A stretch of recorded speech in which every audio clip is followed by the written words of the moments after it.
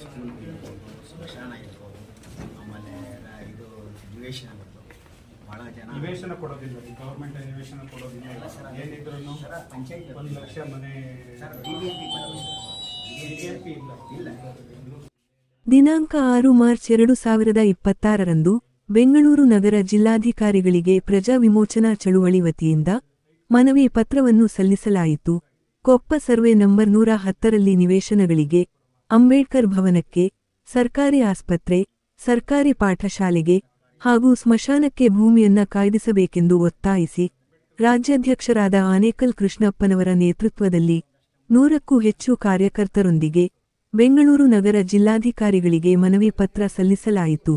ಈ ಕಾರ್ಯಕ್ರಮದಲ್ಲಿ ನೂತನವಾಗಿ ಆಯ್ಕೆಯಾಗಿದ್ದ ತಾಲ್ಲೂಕು ಅಧ್ಯಕ್ಷರಾದ ರವಿ, ಬೆಂಗಳೂರು ನಗರ ಜಿಲ್ಲಾ ಉಪಾಧ್ಯಕ್ಷರಾದ ಮಂಜುನಾಥ್, ಸಬ್ಮಂಗಲ ರವಿ, ಯಲಹಂಕ ತಾಲ್ಲೂಕು ಅಧ್ಯಕ್ಷರಾದ ಶ್ರೀರಾಮ್, ಬೆಂಗಳೂರು ಪೂರ್ವ ತಾಲ್ಲೂಕು ಅಧ್ಯಕ್ಷರಾದ ಗುಲಾಬ್ ಜಾನ್, ಬೆಂಗಳೂರು ನಗರ ಅಧ್ಯಕ್ಷರಾದ ರಜಿಯಾ ಬೇಗಂ, ಬೆಂಗಳೂರು ತಾಲೂಕಾ ಅಧ್ಯಕ್ಷರಾದ ಆದೂರು ಗಣೇಶ್ ಸೇರಿದಂತೆ ವಿವಿಧ ಸಮಿತಿಗಳ ಪದಾಧಿಕಾರಿಗಳು ಭಾಗವಹಿಸಿದ್ದರು.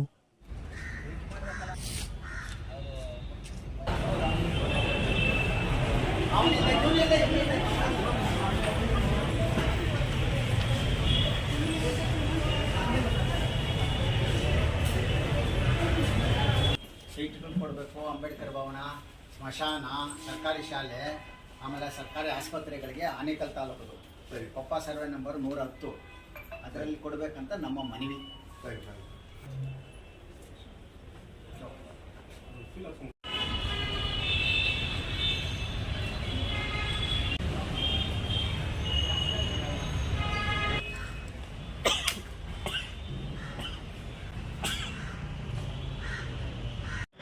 ಏನು ಇವತ್ತು ಪ್ರಜಾ ವಿಮೋಚನಾ ಚಳವಳಿಯಿಂದ ಆನೇಕಲ್ ತಾಲೂಕು ಸಮಿತಿಯ ಪದಾಧಿಕಾರಿಗಳು ಮತ್ತು ನೂರಾರು ಕಾರ್ಯಕರ್ತರು ಇವತ್ತು ಜಿಲ್ಲಾಧಿಕಾರಿಗಳಿಗೆ, ಉಪವಿಭಾಗಾಧಿಕಾರಿಗಳಿಗೆ ಮನವಿಯನ್ನು ಸಲ್ಲಿಸಿದ್ದೇವೆ.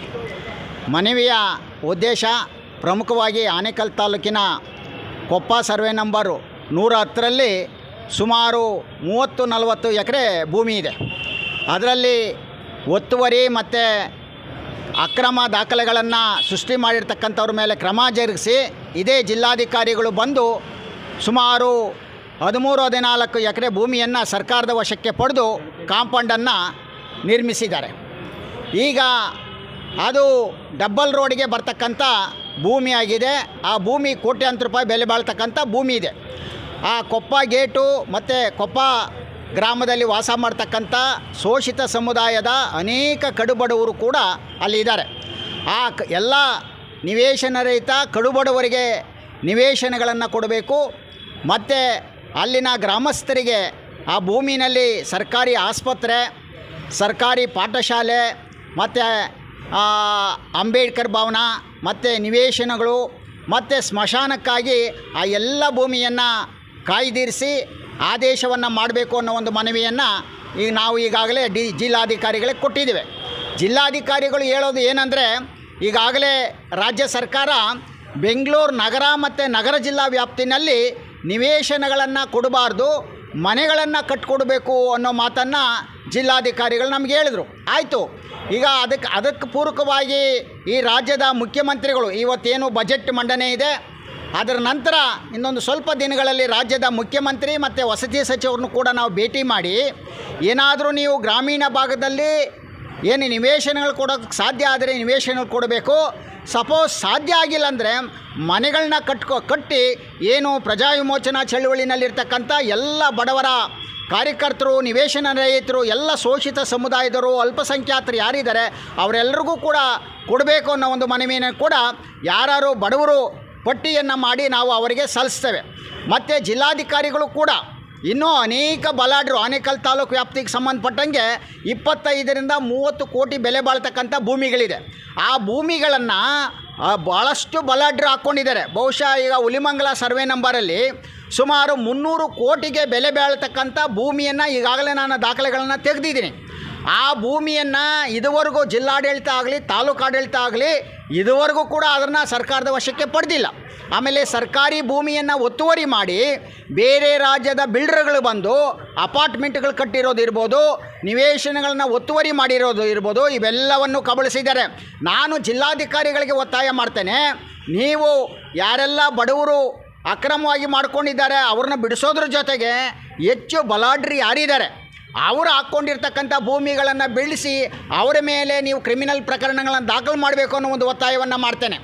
ಈ ಒತ್ತಾಯನ ಪೂರಕವಾಗಿ ನಾವು ಪ್ರಿನ್ಸಿಪಲ್ ಸೆಕ್ರೆಟರಿ ಇರ್ಬೋದು, ಕಂದಾಯ ಸಚಿವರು ಇರ್ಬೋದು, ಮತ್ತು ವಸತಿ ಸಚಿವರು ಇರ್ಬೋದು, ಮುಖ್ಯಮಂತ್ರಿಗಳಿರ್ಬೋದು, ಅವರೆಲ್ಲರಿಗೂ ಕೂಡ ಮುಂದಿನ ದಿನಗಳಲ್ಲಿ ಈ ಮನವಿಗಳನ್ನು ಕೊಡ್ತೇವೆ. ನಿರಂತರವಾಗಿ ಹೋರಾಟವನ್ನು ಕೂಡ ನಾವು ಮಾಡೋದಕ್ಕೆ ತೀರ್ಮಾನವನ್ನು ಮಾಡಿದ್ದೇವೆ. ಇದೇ ರೀತಿ ಇಡೀ ಜಿಲ್ಲಾ ವ್ಯಾಪ್ತಿನಲ್ಲಿ ಎಲ್ಲ ಗ್ರಾಮೀಣ ಭಾಗಗಳಲ್ಲಿ ಎಲ್ಲ ಶೋಷಿತ ಸಮುದಾಯಗಳಿರ್ಬೋದು, ಹಿಂದುಳಿದ ವರ್ಗ ಇರ್ಬೋದು, ಮತ್ತು ಅಲ್ಪಸಂಖ್ಯಾತರಿರ್ಬೋದು, ಎಲ್ಲ ಸಮುದಾಯದರ ಪರವಾಗಿ ಪ್ರಜಾ ವಿಮೋಚನಾ ಚಳವಳಿ ಹೋರಾಟಗಳನ್ನು ಮಾಡ್ತೈತೆ.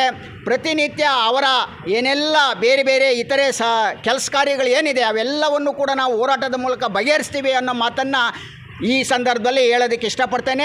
ಜೈ ಭೀಮ್, ಜೈ ಭಾರತ್. ಕೊಪ್ಪ ಗೇಟಿಂದ ಬಂದಿರೋದು ಶಿವಮ್ಮ ಅಂತ, ತಾಲೂಕು ಅಧ್ಯಕ್ಷರು ಆಗಿ ಭಾಗವಹಿಸಿದ್ದೀವಿ.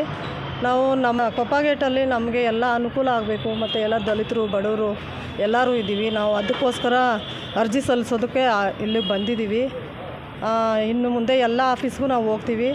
ಒಂದು ಸಂಘ ನಾವು ಕಟ್ಕೊಂಡಿದ್ದೀವಿ. ನಾವು ಎಲ್ಲ ಕಡೆ ಹೋರಾಡೋಕ್ಕೆ ರೆಡಿ ಇದ್ದೀವಿ, ಹೋರಾಟ ಮಾಡೋಕ್ಕೆ ರೆಡಿ ಇದ್ದೀವಿ. ನಮ್ಮ ಕೃಷ್ಣಪ್ಪ ಸರ್ ಅವ್ರ ಜೊತೆ ನಾವು ಕೈ ಜೋಡಿಸಿ ಅವರು ಹಿಂದೆ ನಾವು ಎಲ್ಲ ಇದರಲ್ಲೂ ನಾವು ಅವ್ರ ಹಿಂದೆ ಇರ್ತೀವಿ, ಬೆಂಬಲ ಕೊಡ್ತೀವಿ.